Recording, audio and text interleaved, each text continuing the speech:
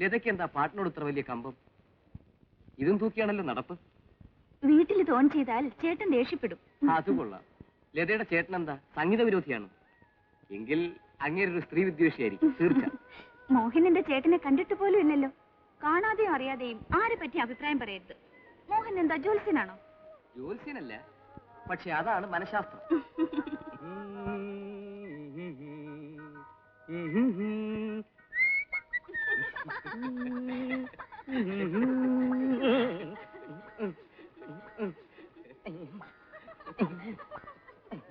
കുഞ്ഞേ വല്ലോം തരണേ.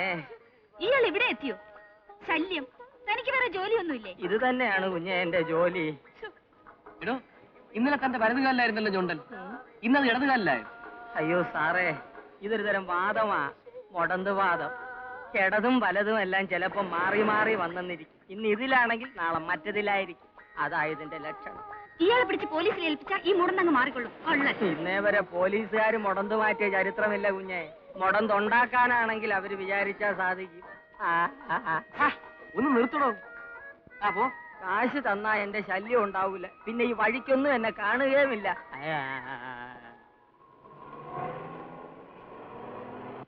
അയ്യോ ചേട്ടൻ, മോഹൻ പോയിക്കോളൂ.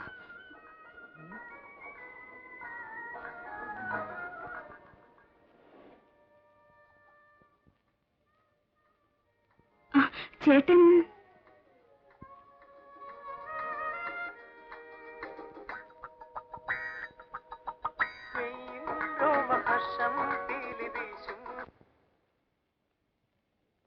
നീ എന്താ ഇവിടെ?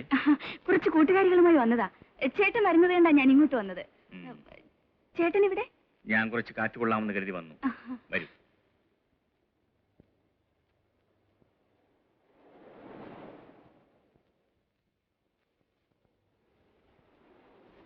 അയ്യോ, കൊച്ചിനെ ഞാൻ എവിടെയോ കണ്ടിട്ടുണ്ടല്ലോ. ഇതാ കൊച്ചിനെ ഞാൻ കണ്ടിട്ടേ ഇല്ല. കൊച്ചി നാട്ടിലെങ്ങും ഉള്ളതല്ല. പുതിയതായിട്ട് വന്നായിരിക്കും അല്ലേ? ടൂറിസ്റ്റ് ആണോ? എന്താ അങ്ങനെ ചോദിച്ചത്? അല്ല, എന്നെ പോലൊരു പാവം മുടന്തന് 5 രൂപ ഈ നാട്ടിലുള്ളവർ തരില്ല. ഇവിടെ ഉള്ളവരെല്ലാം കണ്ണി ചോരയില്ലാത്തവരാ. മുടന്തനെ കണ്ടാലും പറയും തൊഴിലെടുത്തൂടെ, അല്ലെങ്കിൽ പോലീസിൽ പിടിപ്പിക്കും എന്നൊക്കെ. അലവലാദികളാ സാറേ, കാശിന് കൊള്ളാത്ത എരപ്പാളികൾ. ഞാൻ പോട്ടെ സാർ. പാവം അല്ലേ ചേട്ടാ?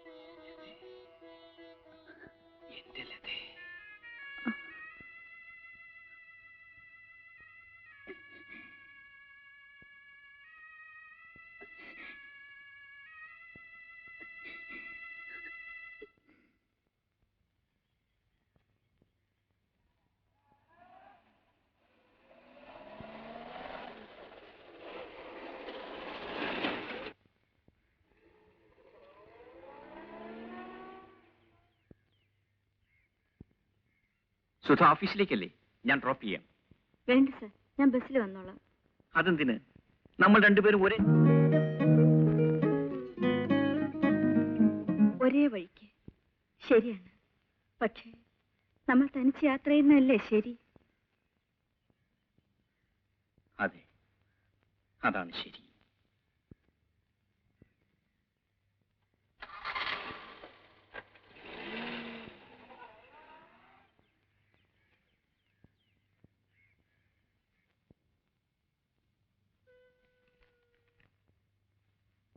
Hello sir. Yes sir. Okay sir. Okay sir. Thank you. ഇന്ന് ലേറ്റ് ആണല്ലോ സുധാമേ. കുറച്ച് ലേറ്റായി. ഗോപി സാർ അന്വേഷിച്ചു. അങ്ങോട്ട് ചെല്ലു. സാറ് കാണുന്ന മാതിരിയൊന്നും അല്ല. ദേഷ്യം വന്നാൽ ആളാകെ മാറും. ലേറ്റായി വരുന്നത് സാറിന് തീരെ ഇഷ്ടമല്ല. വേഗം ചെല്ലു. So hope for the best always. Yes. Yeah. Yeah. Sir ക്ഷമിക്കണം, ലേറ്റായി പോയി. ഒരു ബസ് നിർത്താതെ പോയി, അതുകൊണ്ടാ. ഇനി വൈകി വരില്ല സാർ. സുധയാണോ വൈകിയത് അതോ ഞാനോ? It's all right. ഇരിക്കൂ.